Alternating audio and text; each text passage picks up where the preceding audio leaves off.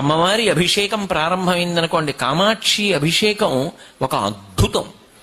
ఎందుకని అంటే మీకు అప్పటి వరకు ఒకలా కనపడుతుంది కామాక్షి. పసుపు నీళ్లు పోస్తారు ఆవిడ మీద. పసుపు నీళ్లు పొయ్యగానే నేను పరమ సత్యం చెప్తున్నా, రోమాంచితం అవుతుంది చూసేవాడికి. చూసాను మనసుతో నిన్నే,